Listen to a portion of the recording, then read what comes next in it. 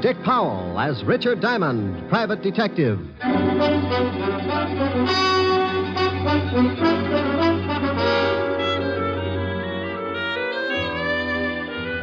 Hello there, this is Diamond. About the most strenuous effort I might give out during a working year is maybe chasing some thug up the escalator at Bloomingdale's department store. But last week I really outdid myself. The all-stars of the police force challenged the private detectives to a baseball game for the benefit of the vice squad. And I wound up stiffer than a pair of starched overalls. Because the private detectives are quick to take advantage of the slightest opportunity, by the 8th inning, we realized the need for some immediate strategy. The score at that point was 6-4, the cops leading. So I got hold of a little blonde I knew and had her walk across the infield in a sweater. The idea was to disturb the opposing team and take their minds off the game. It would have worked, but it seemed that since I had last seen my little blonde friend, she'd become quite a favorite with the police force, so they just waved hello and went about their business. My drooling colleagues, however, had not come in contact with said hunk of fluff, and before the game was over, 3 of them had picked up the bat boy and tried to bunt with him. You may have read where the police force finally beat us. Close game, 37-4. But I want to say right here and now, they never could have done it without that sweater. And oh, yeah, I got mixed up in a little honest murder the next day. It all started in the back booth of a middle-class nightclub.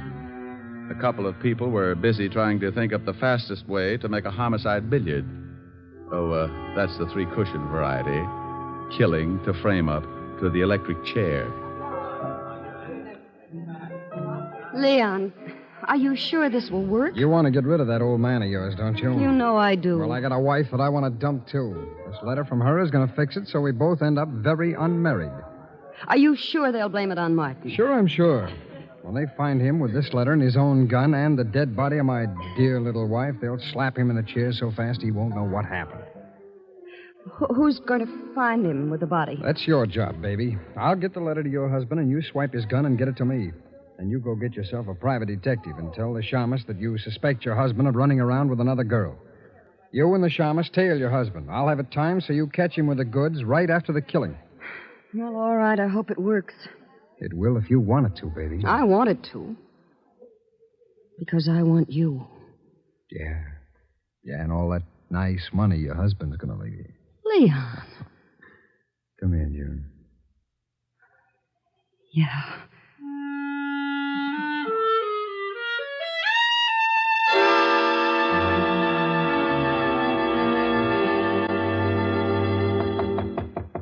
Come in. Mr. Diamond? That's right. I want to hire a private detective. Well, good for you. Sit down. Thank you. What is your fee? What's the matter? Oh, stand up and sit down again. They're 52 gauge, Mr. Diamond. Like them? Oh, you'd look good if they were sweat socks. I don't think they'd go with a high heel. You've got a point. Now, what were you saying? I wanted to know what your fee is. Oh, $100 a day in expenses. Isn't that a little high? I stopped eating at the automat 6 years ago. All right, I'll give you a retainer. Wait a minute now. Wait a minute. What's the job? I think my husband is running around with another woman. What do you want me to do? Hustle him off to the nut house? Oh, aren't you nice? I want you to go with me as a witness. You know, any other time I might get shy, but I'm really interested in seeing a girl who could beat your time. When do I start? Meet me in front of my house at 10 minutes to 8. My husband leaves around 8. What's the address? 521 East 58th Street. My name is Hyers, Mr. Diamond. June Hyers. All right, June. I'll see you at 10 to 8. Now, excuse me, but about that retainer. Oh, yes, that. Here's $100. Is that enough? It'll keep me interested. What's your husband's name? Martin. I'll see you this evening, Mr. Diamond. Oh, one more question. Yes? Why haven't you and your husband been getting along? A lot of reasons. By the way, Mr. Diamond, how old are you? Oh, well, I'm frisky, but I passed the foolish mark when I was 3.5. Did you? Goodbye, Mr. Diamond. I wonder if I did. Diamond Detective Agency, with men who know the corpses best, it's Diamond 2-to-1. Rick, Oh, Helen. Hello, baby. What are you doing? What gauge nylons do you wear, dear? 52. Why? No, nothing. Oh, Ricky, you're going to buy me a present. Oh, you never can tell. I was just looking at a pair a few minutes ago. Rick, Yeah? where were you looking at them? Now, what kind of a question is A that? very good question. Have you got a girl up in that office? Helen. Don't you Helen me, have you? Well, I give you my word I haven't. All right, was there a girl in your office? Was there? Well, a client. I got a $100 retainer. I don't care if she gave you the George Washington Bridge. You were obviously looking at her leg. Well, I couldn't help it. She sat on that way. Now, look, honey, she's just another client. With 52 gauge nylons. Would you count the threads? Oh, can you do that? Oh, you wolf. Yeah, but you're the only one who gets the benefit of my talents. You can put the soft soap away. When am I going to see you? Well, I got some business at 8. I'll be over later. Well, I'm going to stay mad until you get here. And you're going to tell me all about those nylons. I'll be sure and do some research. Bye.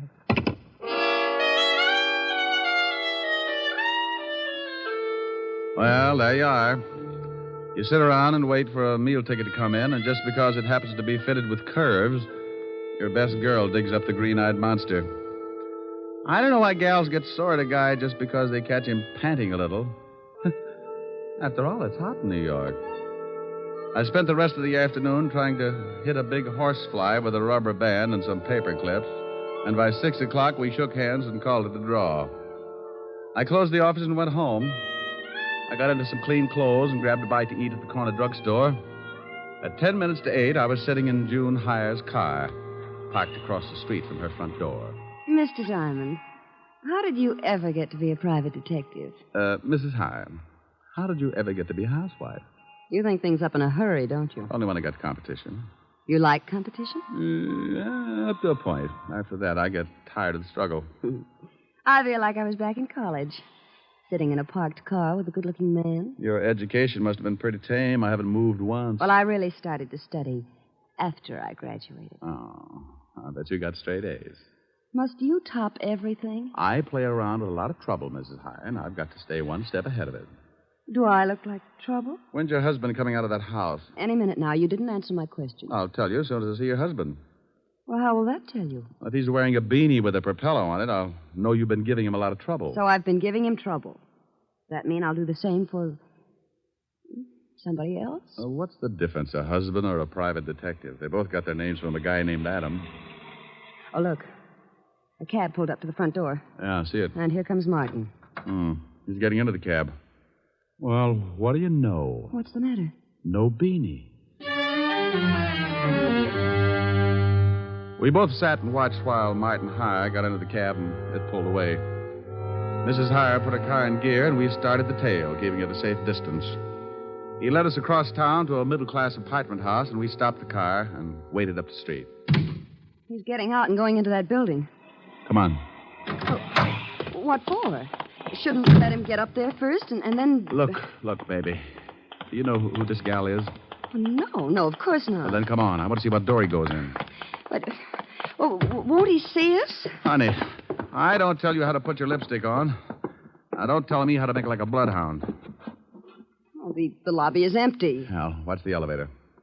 Oh. It's stopping on the 4th floor. Hadn't we better go up? Look, lover. The 4th floor probably comes equipped with a lot of doors. Now, if you want to just knock on any of them, go hire yourself Humphrey Bogart. Well, then what do we do? You stand by and watch like you... make like you knew what I was doing. See, the little old elevator's coming back down. Now, you just hold it there while I look at the mailboxes. Mrs. B. Callahan. Mrs. Lillian McEdward. Mrs. Mike. Well... and Miss Sally Maxwell. Okay, now we push the button for the 4th floor and away we go. Fun? How do you know where to go? I got the name off the mailbox. But you said yourself there must be a lot of people on the 4th floor. Elementary, my dear girl. Process of elimination. We're lucky this time. Only one single girl on the 4th floor. Sally Maxwell. Come on. It's 406.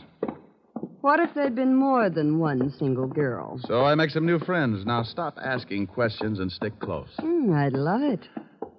Now, here it is, 406. Now hold it down. Can you hear anything? No. Yeah, somebody's moving around. Oh, duck. What? Too late. What? June. Good evening. I represent the Great Nothing Life Insurance Company. What are you doing here, June? I might ask you the same thing. Do you mind if we come in? I'd like to interest you in our indemnity clause. Stop pushing. Get out of my way. Oh, you don't know what you're missing. You get $3 million if a python bites you in the middle of Times Square. You can't force your way in here like that. You... Oh, now you've hurt my feelings. Take your hands off me or I'll strike you again. Sure, but you need 2 more to put you out. Here, have one on me. Now, the next time you go striking people... Mr. Diamond, look. I looked past the little guy and spotted the body. She was blonde, and I didn't know why she was hanging onto the rug that way. She wasn't going anywhere. All right, you. Get out of my way. Huh? Oh, what a lovely gun. Martin, you killed that girl. No, I did not. I came in here and found her like that, but I didn't kill her. She's been shot. I know that. I found the gun by her body. You don't think I'd kill her? I was in love with her. Martin. Is that the gun that did it? Yes. I mean, no. I don't know what I mean. But you stand right there. Don't take another step. That's your gun, Martin. You shut up. I didn't kill Sally, but I know I haven't got a chance of proving it, so if you come any closer, I will most certainly shoot you. I hate to look like an idiot, but it's against the law to shoot people. Mr. Diamond, be careful. Come on, Martin. Give me the gun. You don't think I'll shoot, do you? Come on, give it to me. Just one more step. Look out, he's going to shoot. Come on, open up in there. What? Better drop it, Martin. You got company. Stay back. Stay back. This is the police. Open up or we'll break the door in. Police. Give me the gun, Martin. No. No. Let him in, June. Before Levinson tears down the whole wall. I've got Martin. Yes, all right. I didn't do it. I didn't do it. What's going on in here? Hello, Walt. Hey, Lieutenant, look. It's the gum show. Rick. Why do you guys always have to break down doors? Why don't you try turning the knob first? Otis, didn't you see if it was unlocked? I forgot, Lieutenant. You mallet head. We got a report that someone heard a shot from this apartment. There's the body, Walt. Who's this guy? Martin Hyer. Here's his gun. He was going to use it on me. I didn't kill her. I came in and found her that way. Oh, shut up. Who's the girl with you, Diamond? This is Mrs. Hyer. Martin is her husband. You don't say. The old triangle, huh, Rick? I engaged Mr. Diamond to follow my husband. That's right, Walt. We caught Martin trying to sneak out on the corpse. I told you I didn't kill her. And I told you to shut up. Is this your gun? Yes, but I found it lying by the body. I knew I'd be blamed if someone found my gun, so I put it in my pocket. You search him, Rick? Haven't had time. Shake him down, Otis. Yeah, Lieutenant. I want my lawyer, and you get away from me. You open your trap just once more. Okay, but hold Please, still. Mr. Diamond, I'd like to get out of here. Sure. Okay, Walt? Yeah, but I want to talk to both of you down at the station later. Here's something, Lieutenant. What is it? Letter.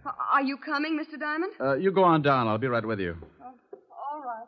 Walt, what does the letter say? It says we can't continue this way. I've decided to break it off once and for all. It will do no good to see me, so please stay away and leave me alone. Signed, Sally. Let me see that. Yeah. Well, what about it, you? Is the dead girl named Sally?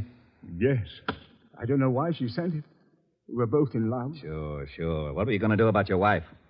I was going to tell her this evening. Then I received this note. I came right over to see Sally, but believe me, I didn't kill her. Tell me something, Martin. Is this the way you received the letter? Yes. Why? Now, you wait a minute, Rick. I'm very happy with what I've got, so don't start making like Sherlock Holmes. Oh, well, I guess you're right, Walt. He admits it's his gun, and this letter is certainly motive enough. Yeah. Otis, call for the wagon and put the cuffs on Hyer. Right, Lieutenant. Walt, why would someone send a letter after tearing off the top of it? Huh? See, the top of this letter is missing. The part that usually reads, Dear Julius or something. So what? Do me a favor, will you, Walt? Oh, what is it?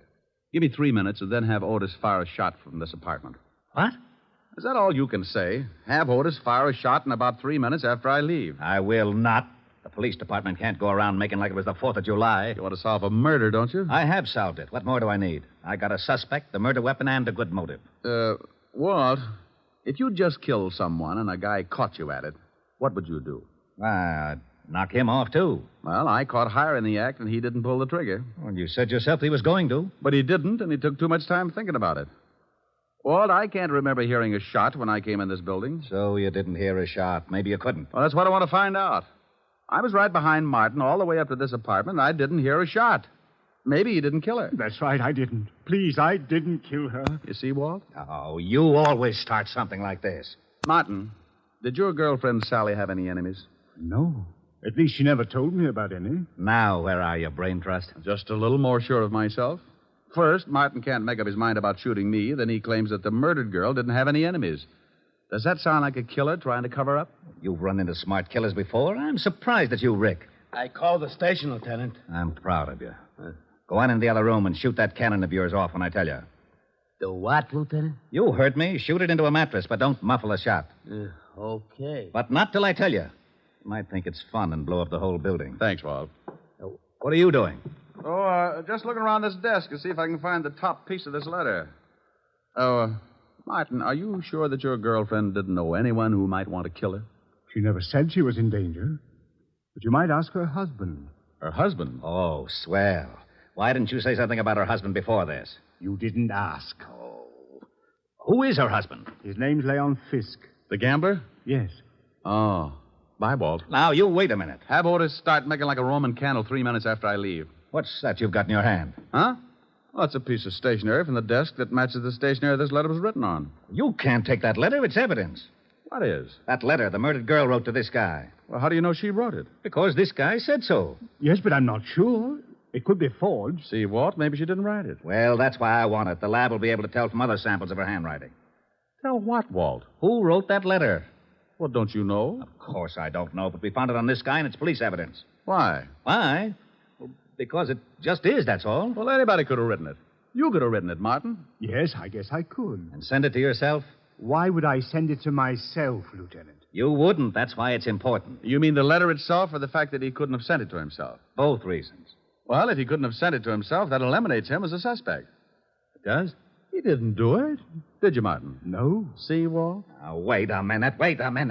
Why do I always get into something like this? You asked me if I sent the letter to myself. You shut up. And you said he couldn't have. That's right, he couldn't. Then someone else did. Of course they did. Okay, then as long as you're not so sure it's important, I'm going to take it with me. Who says it's not important? Well, if he didn't send it to himself, then someone else did. And if someone else did, the murdered girl couldn't have, so anyone could have sent it. Isn't that right? Say that again? He said if I didn't send the letter to myself, then I couldn't have gotten it. And No. He said you couldn't have sent the letter to... No, wait a minute. You couldn't have written it to... To myself. Yeah, so someone else wrote it and sent it to the murdered girl and... No. Send it to me. You're crazy. I distinctly heard him say... Walt. Yeah? After you figure it out, be sure and have Otis fire that shot. I'm going to see Leon Fisk. Okay. Now, let's start it again. If I didn't... If somebody didn't... If you didn't... If I didn't what? Lieutenant? Oh. What is the matter, Lieutenant? He did it again. And you helped him. You rat, I'll see that you get the chair even if you didn't kill her. What did I do? You shut up.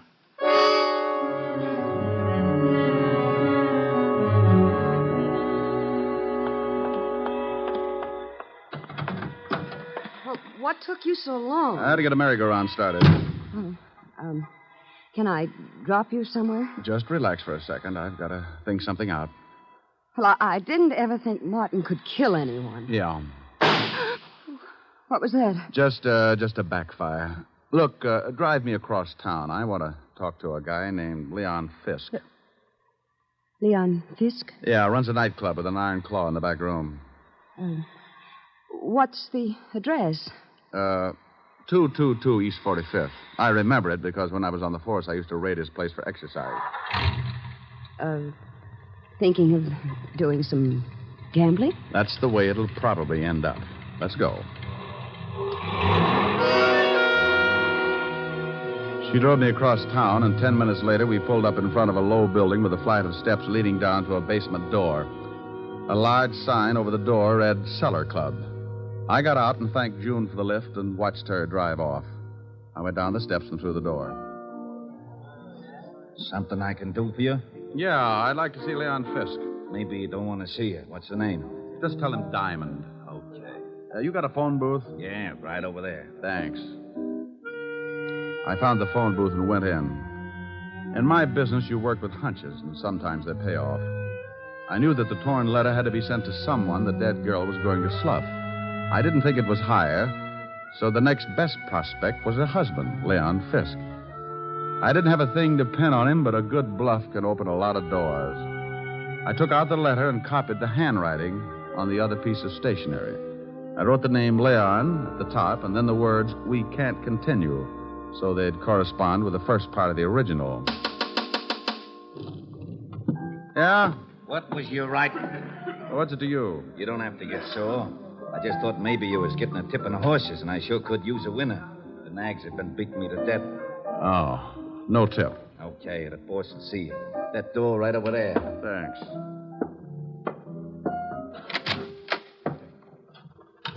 Well, Diamond, it's been a long time. I haven't missed you, Leon. What brings you here? Your wife was killed tonight. Sally? One's usually the limit. That's too bad. How did it happen? I thought maybe you could tell me. I don't know anything about it.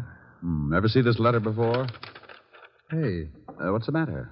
That's your wife's handwriting, isn't it? Yeah. It says, Leon, we can't continue. Then the writing stopped. Oh, so what? Well, the guy the police are holding got a letter from Sally, too. It started the same way, but it wasn't addressed to anyone. The top was torn off. You know what I think? No, tell me. I think she started one letter to you, then threw it away and wrote another one. I think you sent the second to Martin Hyer after tearing off the name Leon. Go on, Diamond. You didn't count on her starting a second one, so you went up to her apartment and killed her with Martin's own gun. Oh, with his own gun. Maybe you can tell me how I got it. Oh, I think so. You had to know a lot of things before you could kill your wife. What time Martin would arrive so the time of death would be close. You had to have his gun to leave by the body, and you had to have a witness who would swear Martin killed her. It had to be timed just right. You're talking yourself into a corner. How would I get all these things? By working with someone who was close enough to Martin.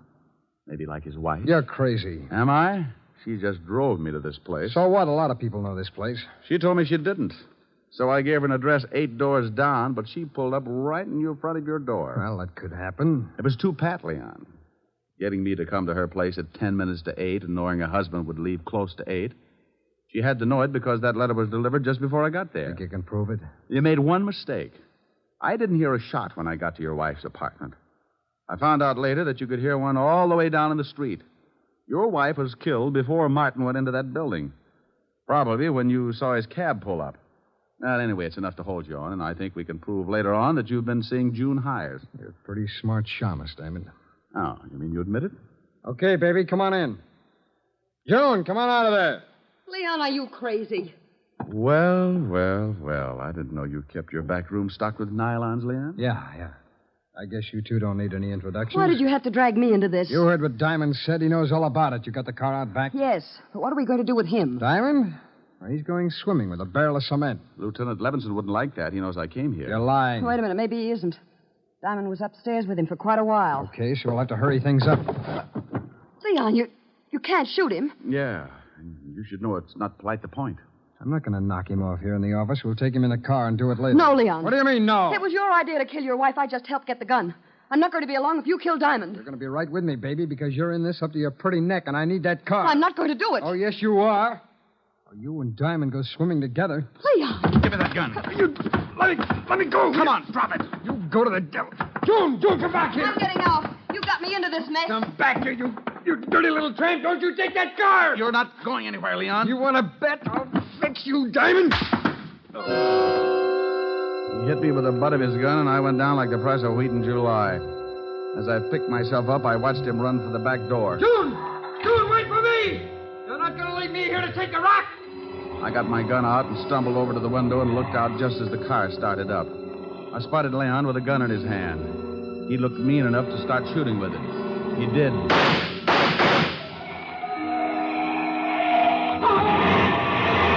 He started running up the alley then. I suppose I could have said something like, "Stop or I'll shoot," but I was too tired. I just rested my arm on the window and let him have it.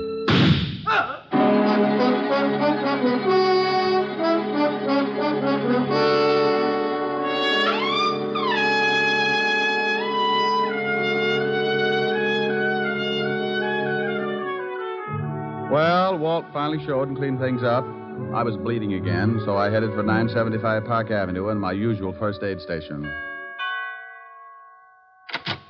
Yes? Hello, Francis. Miss Asher in? Oh, my goodness, Mr. Diamond. Come in, sir. Come in. You've been hurt again. I guess you'll have to answer the door a little quicker after this, Francis, or build a first aid station in the hall. The usual, sir? No, you can forget the plasma, Francis. I had liver for dinner. I can stand the loss. Just as you say, sir. Miss Asher is in the study. Oh, thank you. Why don't you go to bed? You look tired. Yes. Well, good night, sir.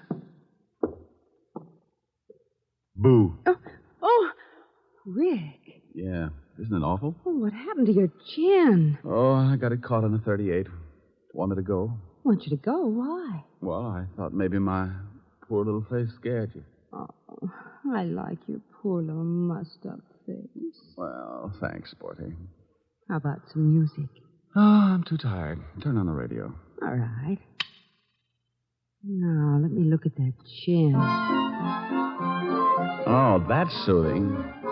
Hey, shut that radio off. I'm trying to sleep. Now, what is that? Oh, it's that crabby old neighbor. Oh, it is, huh? Now, Rick, don't get mad. I'll turn it off.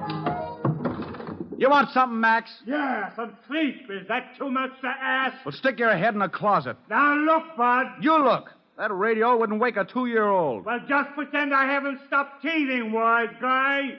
All I want is some sleep. Oh, you do, huh? Sleepy time, gal. You're turning night into day. Rick. Oh, that guy upsets me. All right, he upsets you. That's too pretty a song to sing like that. No. Now, you do it right, or I'm going to be mad. Well, honey, then that's the last thing I want you to be. Now, cuddle up on the sofa. You comfy? Mm-hmm. Don't be mad now, baby. Sleepy time, gal. You're turning night into day. Sleepy time, gal. You've danced the evening away. Oh, that's wonderful. Before each silvery star fades out of sight, please give me one little kiss, then let us whisper goodnight. It's getting late, and baby, your pillow's waiting. Sleepy time, gal, when all your dancing is through. Sleepy time, gal, I'll find a cottage for you. You'll learn to cook and to sew. What's more, you'll love it, I know. When you're a stay-at-home, play-at-home, 8 o'clock, sleepy time, gal. Well, how was that, baby? Helen. Helen. Well, how do you like that? She snores, too. Hey, you! Max! Yeah, now what do you want? How about a game of gin? I'm lonesome.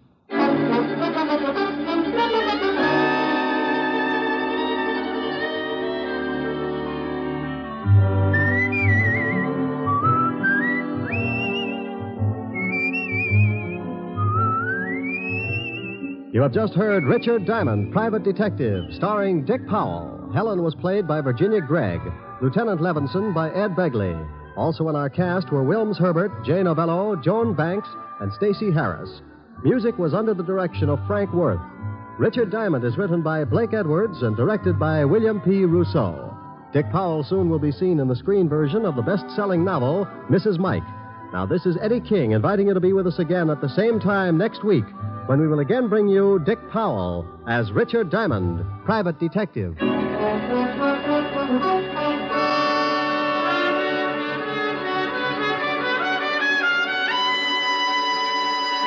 This program has come to you from Hollywood. This is NBC, the national broadcasting company.